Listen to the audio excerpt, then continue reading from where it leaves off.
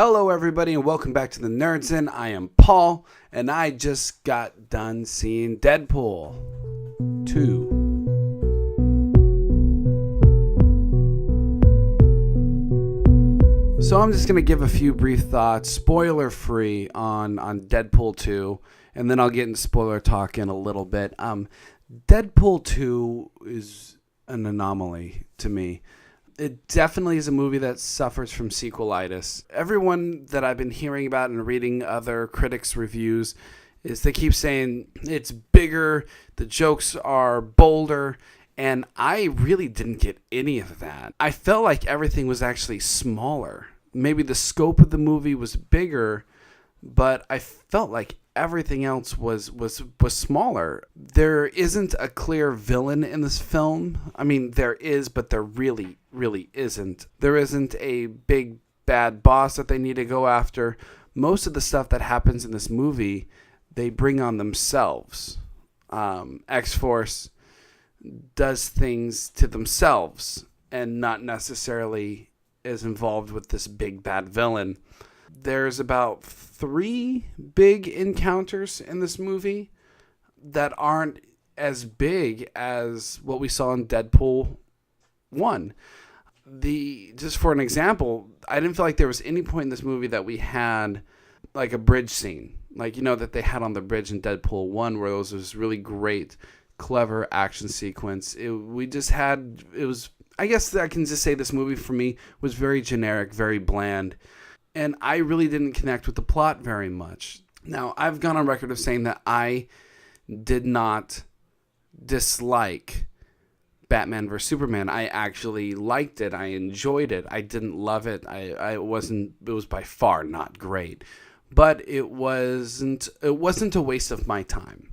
And for me, Deadpool 2 was not a waste of my time. This movie, for me, had some pacing issues. I felt like it really just kind of slowed down, or maybe even was kind of going in reverse to where it started big, and then for me it just slowed down and slowed down and slowed down and slowed down and slowed down until the very end. Some things that I did like. I loved Zazie Beetz in this movie. Domino was a great character. The way they displayed her powers was fantastic. And she was, for me, a real big standout in this movie. Ryan Reynolds, as always, is Deadpool. He is the breathing embodiment of Deadpool. And he's fantastic. There's nothing bad you can say about him. He doesn't have a bad, unconvincing moment in this movie. Everything he does, whether it was well written or well directed, is one thing. But his performance never wavered. His performance is so solid that I believe that poor Blake Lively lives with Deadpool. And that is a fate worse than death. Now, I do got to go back to the negative. I like to do the negative sandwich, where I say something negative, then I say something positive, and then I end it with something negative again. The CGI in this movie was bad. It was bad. There's just really no other way to get around it. Colossus was downgraded in this movie from where he was in the first movie. The first movie wasn't great, but it was good. It was fine. It was passable, especially for the time. Wow, that's weird. I say that for the time. That was only like a couple of years ago, when we have photorealistic Thanos now. But anyways, it just wasn't great. It was definitely an Xbox 360 CGI, and I don't know if that was done on purpose. I wish it was referenced in the movie. Like, they always talk about, the studio can't afford another X-Men. Well, this one could have gone the joke of, wow, we made so much money in the first movie, you'd think they would spring for some better CGI. It would have been, a great moment of meta humor for the lack of CGI in the movie. But they didn't reference that at all. So I'm not sure if it was done on purpose or if it wasn't, just wasn't good. That's where I'm confused. Was it just not good, or or was it kind of a riff on how bad CGI can be? The jokes in this movie were mostly a miss for me. I didn't laugh nearly as hard as some of the, the 10-year-olds that were surrounding me. I mean, Deadpool makes a joke in the very beginning of this movie how this is a family film. And that's the joke, is that so many people took their kids to Deadpool that it's a joke. So, yeah, don't take your kids. Unless you're one of those parents. Then take your kids. Whatever. I'm not going to judge. Only silently in my mind while I'm trying to watch the movie while the 6-year-old next to me is giving popcorn to his 4-year-old brother while they're laughing at Deadpool just saying the word boner. Well, anyways, like I said, I know that I keep sounding like I'm very down on this movie, like it was really bad, like I didn't like it. I did really like it. I just went in there with the wrong mindset. I'm a big fan of the show South Park. I think South Park is a really nice blend of raunchy toilet humor combined with cleverness. And that's what I loved about the first Deadpool film was I found it very clever. The whole thing of I only got 12 bullets, so some of you guys are going to have to share. And then the countdown on the bullet casings. That was so clever. And this movie wasn't clever. Not even a little bit. It didn't try to be clever. There wasn't a moment in this film that was disguised as cleverness, where they were even winking at the camera going, aren't we clever? There wasn't any of that in this movie. I relate this movie more to Family Guy than I do to South Park, to where it's just toilet humor for the sake of toilet humor. And that's good. But it's kind of like when you order a Dr. Pepper at a restaurant, and then you take a drink and it's Coke. They're both good flavors, but because I was expecting a Dr. Pepper, it threw my mind off and I was like, oh, what the hell is this? Oh, it's Coke. Okay, fine, cool. I can roll with that. It was the same thing for this movie. I went in expecting and hoping for really, really clever line in that movie. Just cracked me up, still cracks me up to this day. And the bullet countdown, and even the beginning where he was becoming Deadpool and he had those two girls. He's like, is it sexist not to kill you, or is it sexist to kill you? I'm just so confused. That's the kind of humor that I was hoping for in this movie, and it just really wasn't there. So go into this movie with that mindset that this is not clever. This is not Archer or Venture Brothers. This is Family Guy. Okay? So with that being said, I'm going to get into some spoilers. So, spoilers. Shh. This movie gets off to a weird start. It starts off with Vanessa being shot and killed. And that sends Deadpool into a downward spiral. And this is the point the movie lost me in the first 5 minutes of the film. Because it really didn't matter that she died. Her death didn't matter in the end. And it didn't matter throughout the entire movie. She was killed. Deadpool got the guy within seconds of her death. And it just led to 20 minutes of depression. And then he moved on.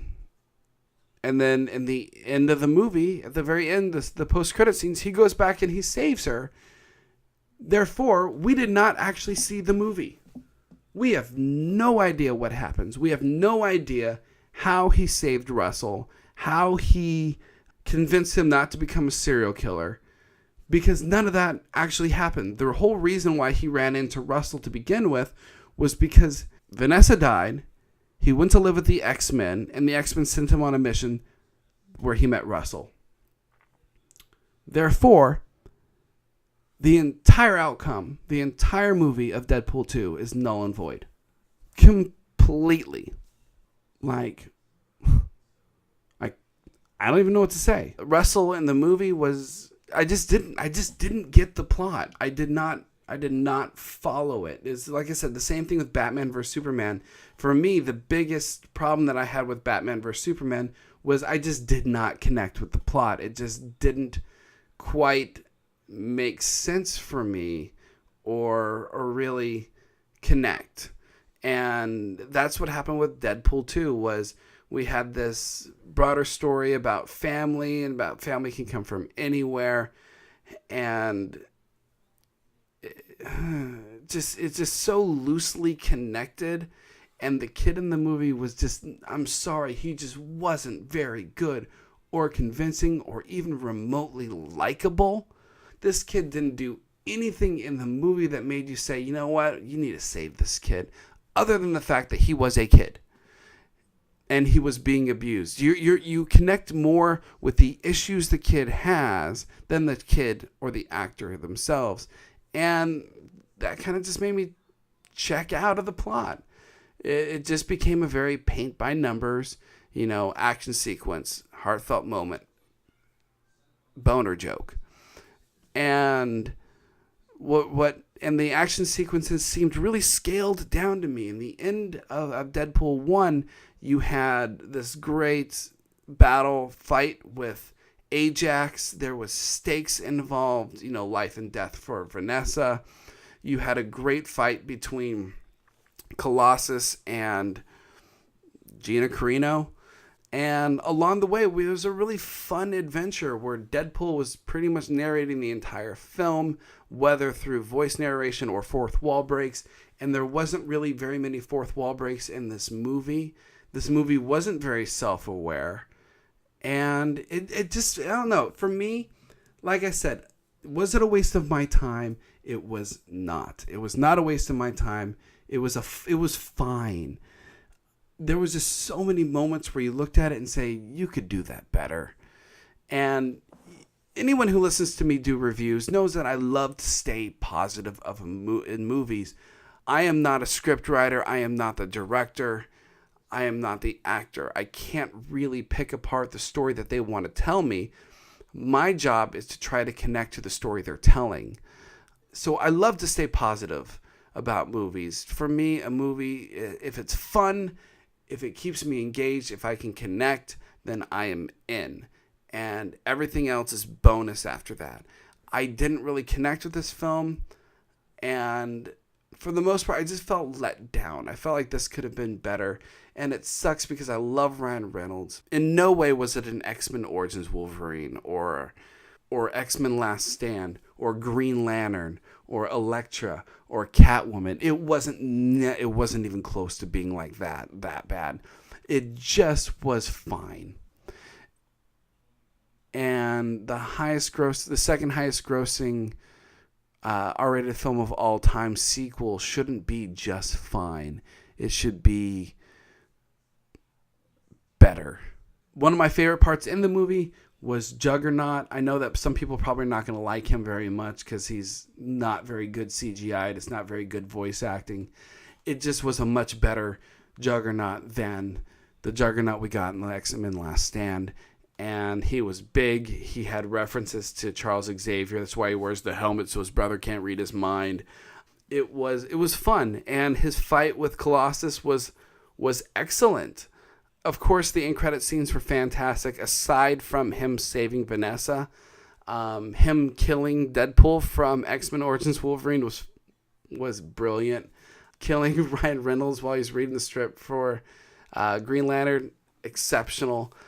And they were great. The end credits were probably the best part of the movie, but just everything else was just a little dull for me. Everything else was just a little bit toned down from the first one. We had great action set pieces in the first one, unique and fun. And these ones were just generic. They were just fine. And as far as the humor goes, like I said before, I wasn't laughing nearly as hard or as often as the 10-year-olds around me. So I clearly know who this movie was made for. This was an R-rated movie made for a 10-year-old. I don't know. I just expect a little bit more cleverness in my Deadpool. I don't know. I don't know. This is a hard one. This movie's fine. The best review that I can give it is not a waste of your time. But it is not Deadpool. So, should you go out there and spend your money to go see this movie? Yeah, if you like Deadpool, if you like Family Guy, yeah, absolutely. Could you wait for Blu-ray? Yes, you can wait to rent it or watch it on Blu-ray. This for me wasn't a must-see film. This was you know what? I got a couple hours to kill. Sure, why not? It was just fine. So there's really nothing more I can say about it. My wife, Kat, she really, really enjoyed this movie. She thought it was fun and it was funny, and she enjoyed it. You may enjoy it too. So what did you think of Deadpool 2? Did you love it? Did you not like it? Leave it in the comments below. Hit like, share, and subscribe, and maybe the little bell thingy. I am Paul from the Nerds End saying thank you so much for watching.